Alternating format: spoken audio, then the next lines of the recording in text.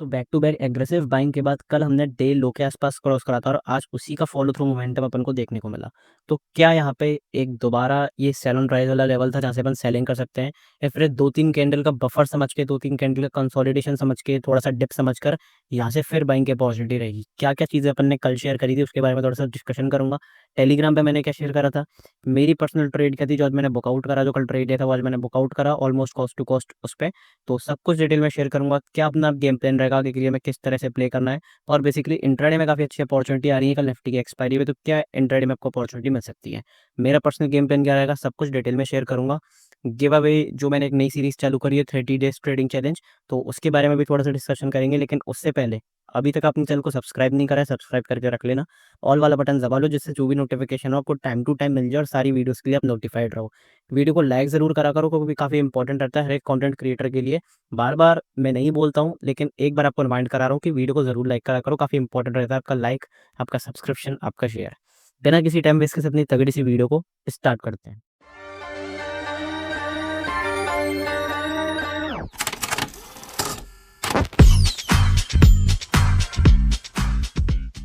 Directly आपको मैं chart पे लेके चलता हूँ। अब मैं आपको क्लियरली मंडे को ही बताया था। मंडे को देखो क्या समझ आया था, ये फॉलो थ्रू मोमेंटम ही जो कैंडल क्लोज हुई इसके ऊपर का फॉलो थ्रू मोमेंटम ही है, क्योंकि मंडे को ये एकदम हाई के आसपास था। ठीक है, मैंने तब भी आपको बताया था कि अभी 4 ट्रेडिंग सेशन बचे हैं, तो 4 ट्रेडिंग सेशन में सुपर बुलिश भी हो सकता है, सुपर बियरिश भी हो सकता है, डोजी कैंडल भी बन सकती है। अभी फिलहाल ये डोजी कैंडल है लेकिन अभी भी इसकी काफ़ी जो पोजीशन है वो चेंज हो सकती है क्योंकि भाई 2 दिन बाकी हैं। हालांकि मुझे ऐसा लगता है कि शूटिंग स्टार पैटर्न बनेगा और यहाँ से गिरावट आ सकती है, क्योंकि जितने भी बायर्स ने लास्ट लेग में एंटर कराया बायर्स ने, उनका एसएल एक ना एक बार मार्केट जरूर खाएगा। हो सकता है उनका एसएल यहाँ के आसपास कहीं, तो यहाँ पे एक डिप देगी 0.6 या 0.7 लेवल रिट्रेसमेंट से मार्केट फिर यहाँ से जंप करे। तो ऐसी कुछ पोजीशन बन सकती है, लेकिन वीकली टाइम फ्रेम पे अभी हम कुछ भी कंफर्मेशन नहीं कर सकते क्योंकि अभी ये रनिंग कैंडल है। अगर ये ऊपर ग्रीन में हाई के आसपास क्लोज होती है तो फिर इस वाली कैंडल का फॉलो थ्रू मोमेंटम मान के अपन बाइंग के लिए प्लान कर सकते हैं। लेकिन मुझे पर्सनली, मैंने मैं आपको बताया भी था कि मैं कब प्लान करूंगा, मैं प्लान करूंगा जब ये इस वाले सपोर्ट पे आ जाएगा, क्योंकि ये वीकली टाइम फ्रेम पे बहुत इंपॉर्टेंट सपोर्ट है, बहुत अच्छा प्राइस यहाँ पे एक्ट कर चुका है पहले भी।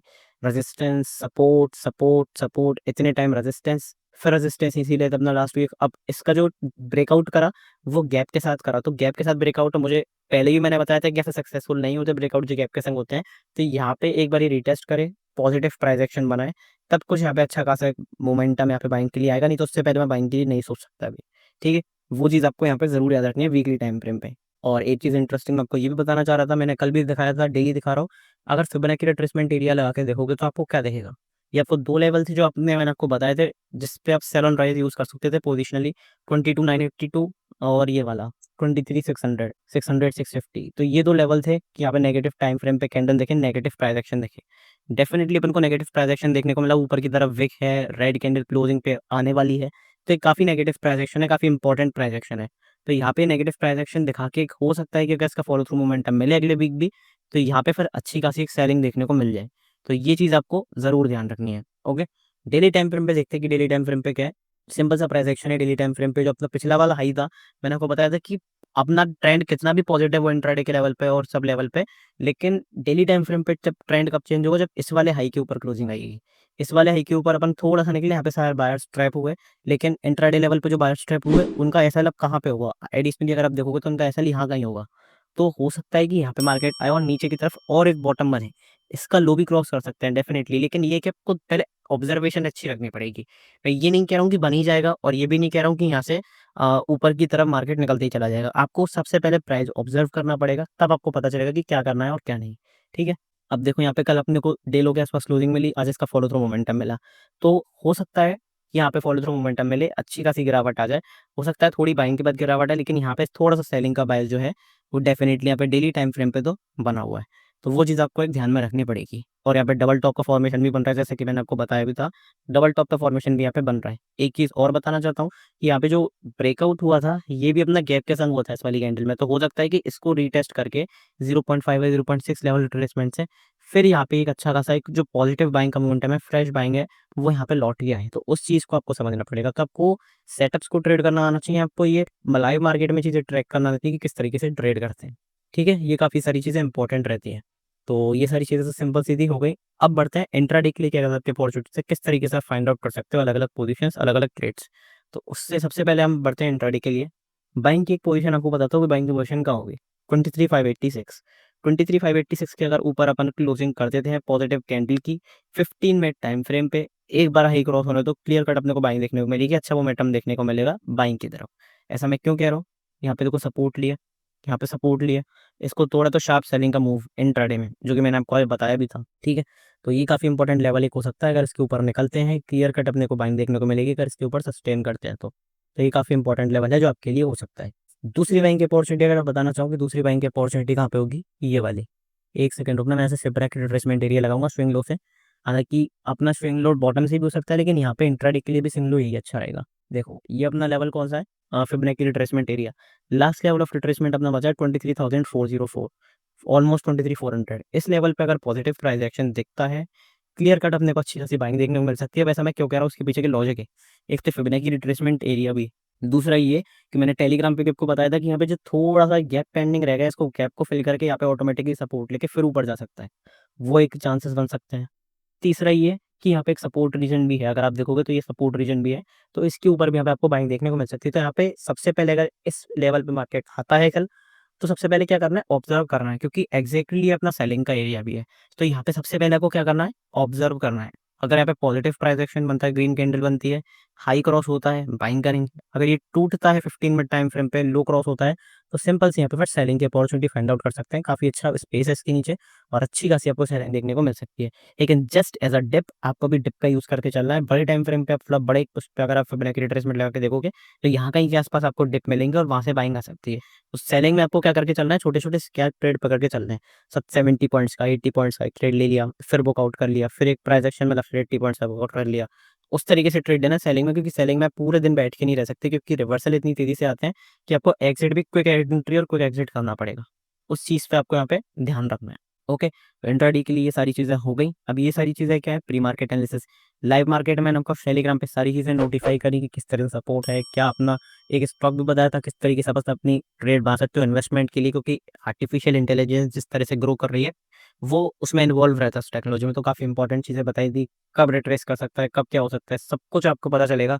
सारे सेटअप, मेरा पर्सनल ट्रेड जो था मैंने कॉस्ट टू कॉस्ट 20,000 के आसपास वर्कआउट करा, तो वो काफ़ी ठीक ट्रेड था, कोई दिक्कत वाली बात नहीं, कोई अच्छी अपॉर्चुनिटी बनेगी। सबसे पहले मैं आपके साथ शेयर करूँगा सिर्फ और सिर्फ टेलीग्राम पे। टेलीग्राम का जो लिंक है वो डिस्क्रिप्शन, पिन्ड कमेंट और बायो में है।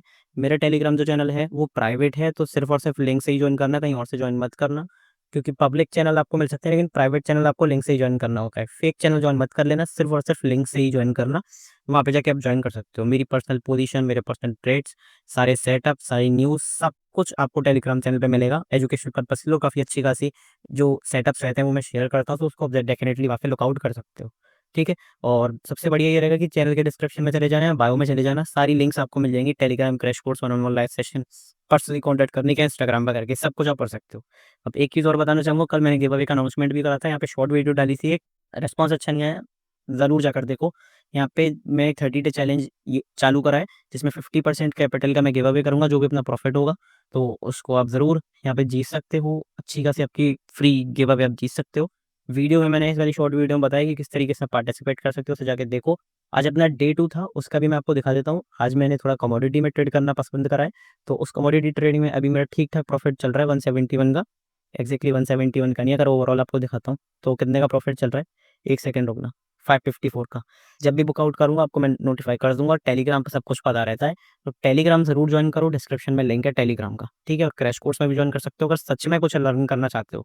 एक प्रोफेशनल ट्रेडर से, एक प्रोफेशनल इंसान से सब कुछ लर्न करना चाहते हो, डेफिनिटली लुकआउट कर सकते हो, क्योंकि यूट्यूब पे काफ़ी सारे लोग हैं जो आपको ट्रेड का एनालिसिस करके चले जाएँगे, लेकिन वो खुद ट्रेड नहीं करते हैं। मैं अपने ट्रेड इसलिए दिखाता हूँ, जिससे कि मैं आपको ट्रांसपेरेंसी शो कर पाऊँ कि मैं जो सेटअप दे रहा हूँ, उस पे मैं भी कुछ कर रहा हूँ। नहीं तो एनालिसिस करने वाले तो पूरे यूट्यूब पे भरे बैठे हैं, ठीक है? अब बढ़ते हैं बैंक निफ्टी की तरफ। वीकली एनालिसिस में देखो मैंने क्या बताया था, पिछली बार भी बताया था, ये अपना जो लेवल है 50,200 काफ़ी इंपॉर्टेंट लेवल है, और जब ये इसका रीटेस्ट करेगा, यहाँ पे पॉजिटिव प्राइस एक्शन बनता है, सभी कुछ यहाँ पे बाइंग की अपॉर्चुनिटी बनेगी।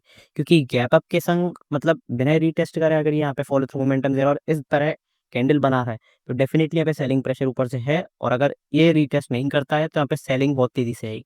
उस चीज़ के लिए आपको कॉशियस रहना है। तो बढ़िया यही रहेगा कि यहाँ पे रीटेस्ट करे, थोड़ा-सा होल्ड करे, पॉजिटिव प्राइस एक्शन बनाए, फिर ब्रेकआउट करे। ये अच्छा प्राइस एक्शन रहेगा जो मैं बाइंग के लिए, एक्स्ट्रा बाइंग के लिए सोचूँगा यहाँ पे।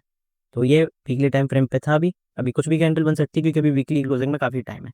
हालाँकि आज अपन ने डेली टाइम फ्रेम पे डे लो के आसपास ही क्लोजिंग करी है।